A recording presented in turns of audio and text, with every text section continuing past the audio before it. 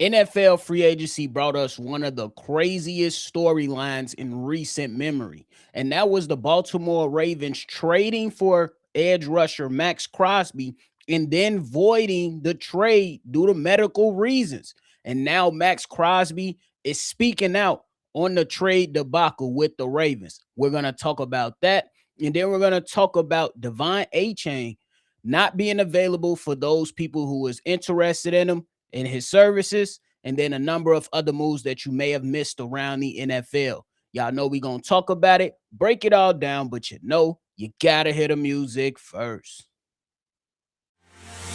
Welcome to your number one spot for all NFL news and content, NFL Central.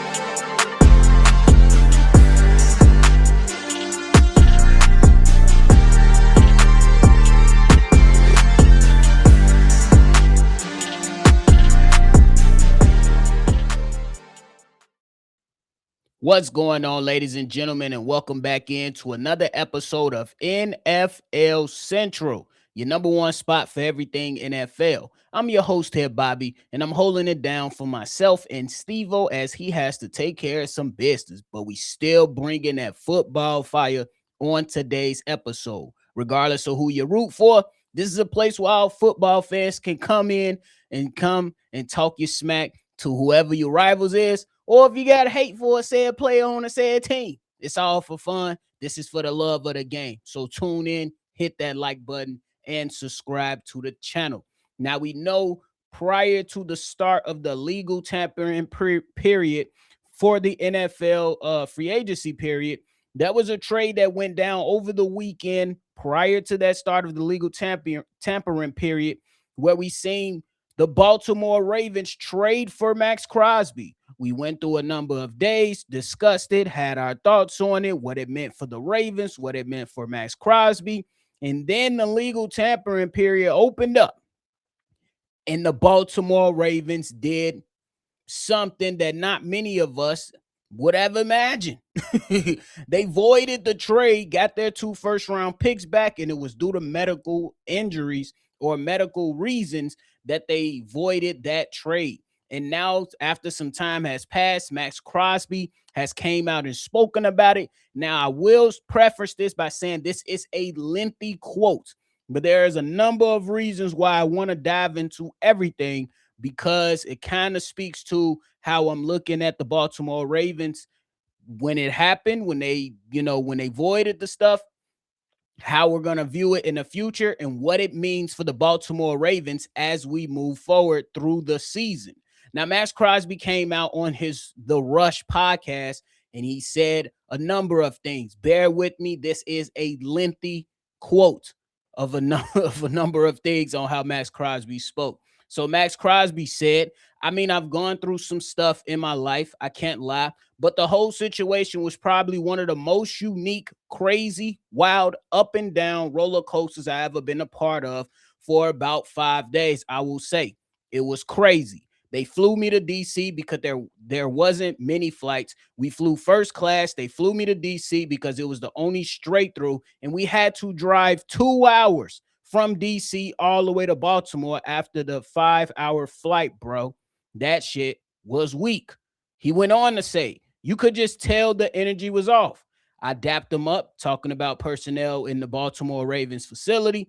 He had a blank face. And I'm like, okay, I'm not thinking anything of it. And maybe he's just different. I don't know him. Whatever.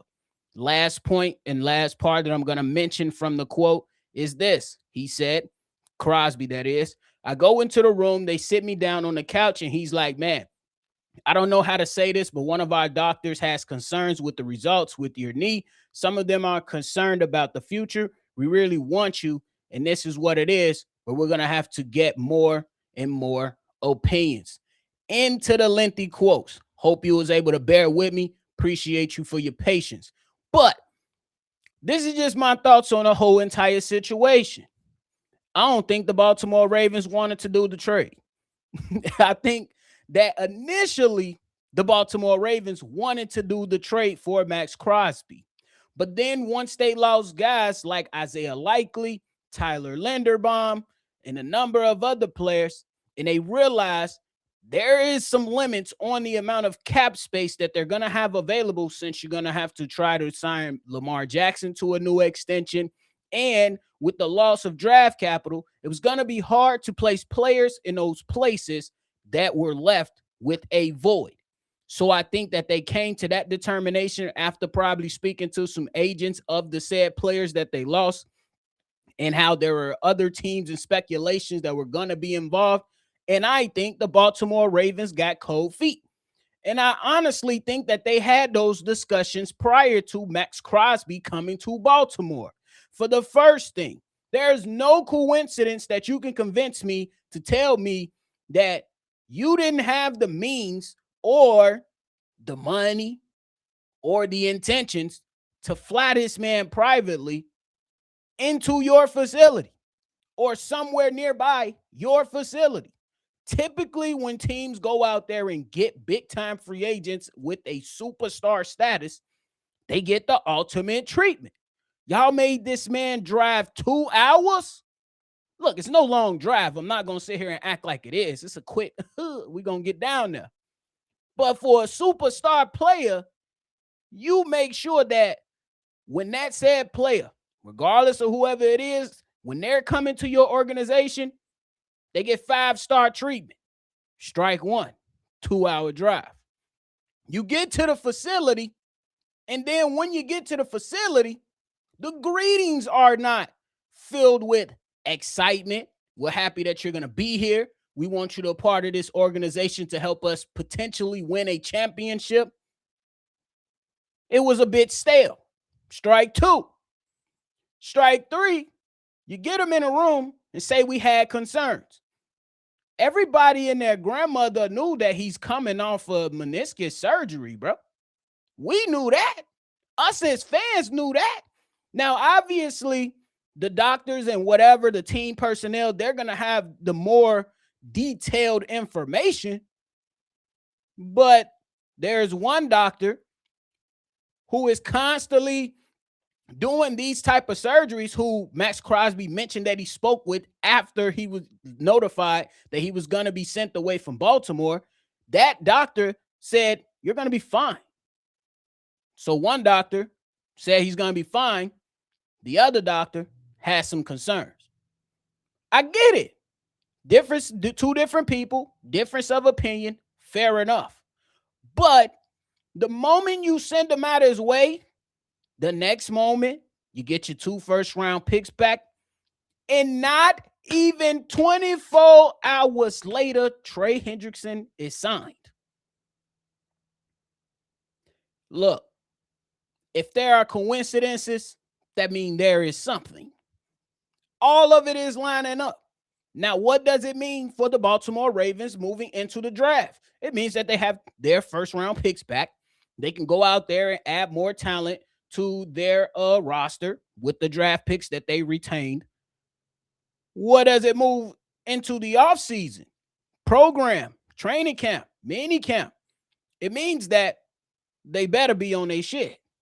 Because entering this season, there's already smoke pointed toward this organization, because there are rumblings that teams don't really want to work with them like that. They feel like that was a bad business move on their part. Maybe they probably jumped the gun. Where I stand is, I think that people will still do business with them, but they will move a little bit more cautiously with the Baltimore Ravens. I think teams will still get business done with them, but I will say this is not a good look for an organization who forever I could remember these guys do business right. Now, I know there are some people with a little bit more history than myself, who's been around a little bit longer and a part of the game longer than myself, who's going to be like, well, they've done this before. And that is true. But that was a long time ago. Maybe one will have the belief that these guys ultimately got their stuff together. And I respect Maxx Crosby for speaking out on this. Now, I will be honest, there is 2 sides to the story. It's 2 sides to the story.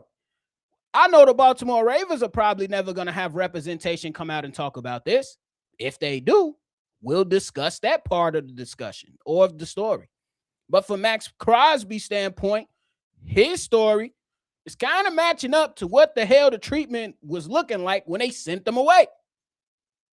So at the end of the day, it is what it is. We're going to go ahead and move on from it. But there's a lot of pressure on this Baltimore Ravens team. And that's due to Lamar Jackson. That's due to Trey Hendrickson coming off a season where he only played 7 games. There's going to be pressure on the new head coach, Jesse Minter. There's pressure on the new offensive coordinator, the first-time play caller in Declan Doyle. And there is a lot of pressure around this organization to right the ship because the owner said after he fired John Harbaugh, even if they would have made the playoffs and won 1 game, John Harbaugh would have still been out the building. So there's a lot of things going on with the Baltimore Ravens right now. I understand it to a degree. You kind of got cold feet, and you do have that timeline to where you can void trades or not necessarily agree to terms with certain players. But, man, do it smell funky in Baltimore right now. That's all I'm going to say. And shout out to Maxx Crosby because he's going to the Vegas Raiders, who improved. Now, I'm not going out there and say that they about to go win the AFC West. However, they've improved. And now you have a Maxx Crosby who's looking to come back and has a chip on his shoulder. And who knows what can transpire or what can happen with Maxx Crosby rejoining the team. You're getting a big-time center in Linderbaum. You signed 2 really good linebackers. You signed some defensive backs. You still got work on your offensive line that you got to patch up. But you have a wide receiver option, Brock Bowers, for your young quarterback if they draft Fernando Mendoza, which they should. I don't know why they wouldn't. And then you have a really good running back in Ashton Genty. So it's not all bad. Maxx Crosby, honestly, you're going to where you want to be. And hopefully the Vegas Raiders have new leadership in place from the top down, going all the way down to the last player on the team. And hopefully they can turn it all around. Y'all know we're going to be right here to monitor the whole entire situation as this thing continues on throughout the offseason and heading into the season in a couple months. Well, not a couple, but months. We got to still get through the damn summer, hot summer. But, hey, let me know how y'all feeling about that. I know it was a bit lengthy, but let me know how you feeling about it. I had to make sure I give all the context as possible. Now, there's some bad news around the NFL for people who are looking for a running back in Devon Achane. Hey, this is a guy they publicly already came out and shut down any trade rumors whatsoever for Devon Achane. It's over with. So if you was a guy that was looking into it, we heard some suitors. I think the Chicago Bears was interested, and a couple more other teams, on that. But for a guy that had career highs in carries, 238 carries, 1,300 yards, and 8 touchdowns, yeah, and it's still a relatively young guy, yeah, I'm pretty sure there would be some type of interest in him, but that has been shut down. Nobody is going to get Devon Achane from the Miami Dolphins. They just traded Jalen Waddle, and I think it was a solid trade for the Miami Dolphins, though I still have questions on who is Malik Willis going to throw to. Give the man a fair shot to go out there and perform, but I guess he's going to do wide receivering by committee is what the Miami Dolphins are going to do. And it's not like that is something that Malik Willis had in Green Bay, to Steve-O's point when we first broke the news that Jalen Waddle was traded from the Miami Dolphins to the Denver Broncos. But, hey, it is what it is. Y'all ain't getting Devon Achane no more. He's off the market. He will be a Miami Dolphin, and it appears that he will be getting a contract extension this summer, as what was reported by the leadership of the Miami Dolphins. They're trying to get that deal done sometime around the summertime, and we'll be right here to break it once it happens. Now, another thing around the league, there was a couple players signed, some notable names, and just in case you missed it, the Eagles, they signed wide receiver Marquise Hollywood Brown to a 1-year deal. I think that's a really good move to try to replace Jahan Dotson. And they get themselves another wide receiver. I know there's been a lot of noise surrounding the A.J. Brown stuff. It looks like he's staying put, at least for right now. We all know the number 1 spot going to break it if that happens. But ultimately, really good move by the Philadelphia Eagles by signing Hollywood Brown as a wide receiver number 3. And the Texans, They went out there and they're trying to get this offensive line in order. And they went out there and signed guard Wyatt Teller, former Cleveland Brown, one of the Dookies. They signed and got themselves an offensive lineman, which is still good for them. I think they still need a lot more work to do that. And they've been having I would say, it's getting better for the offseason for the Houston Texans. I think I like the move for David Montgomery, and I believe they did go out there and extend him to a contract. Now you go out there and find yourself an offensive lineman, and I think that's good. Now, the biggest question surrounding the Houston Texans, in my personal opinion, is can CJ Stroud get his head out his backside? So talented, bro. So talented. He regressed since year one. Back to the last time that we seen him. He has the talent. Can you not waste this championship defense, bro? Please. Please. Get it together, CJ.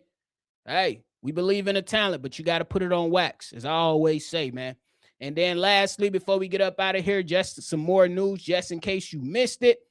The league, it looked like they want more football on the docket. Now, as a fan of the game that watched not only my favorite team, the Chicago Bears, but a avid watcher of other teams around the league, we getting more football. It is really, really being discussed that, and it's damn near already in place, that the NFL will open the league up on a Wednesday this season in September. The expected matchup on September 9th is expected to have the Seattle Seahawks included, and then they will follow it up with a Thursday night game, and then we get on to our regular scheduled program that Sunday as the opening Sunday of the NFL season. So it's looking like it's going to be a good opening few days for us avid football watchers who not only just root for our team, but also just love the game. That's why I love watching multiple games, and I always ask for a couple more games, me selfishly, but I do understand that a lot of players are not so on board with this, but it seems like the NFL, they say, I don't give a fuck. They say that all the time. And then for those that are wondering when the actual schedule will be released for their respective team, regardless of who you root for, that NFL schedule release date has been set to Wednesday, May 13th. So it's going to be a lot of notable matchups, and we're going to have to discuss it, but I think me and Steve-O might pop out for that. We're going to discuss it. Nothing on wax yet. We still got 2 months before we even get to May. So, you know what I'm saying? We ain't even hit April yet, but we still got some time before we get to that. And if I see some notable matchups, I might go ahead and pop out. But let's work through the draft. Let's take our time with this. We got our draft coverage starting next week with a number of things that we and Steve-O are going to discuss. So make sure y'all locked in. Get ready to have some fun and talk football. And, man, like I always say, man, I don't care who you root for. This is a place to where we could talk football, and you could talk smack to some of your rivals. But we ask, and we letting y'all know when you come in and you talk smack to your rivals and they talk smack to your back, don't get in your feelings. This is a place to where football fans can football fan the way we see fit. But hey, that is it for me, man. Make sure you go ahead and hit that like button and subscribe to the channel. Appreciate y'all for tuning in to today's episode. Make sure y'all be on the lookout for what's to come as we move forward and get closer and closer to the NFL draft, man. We appreciate y'all over here. Make sure y'all always love football, and y'all already know we're going to catch y'all on the next one for sure. Peace. This has been a presentation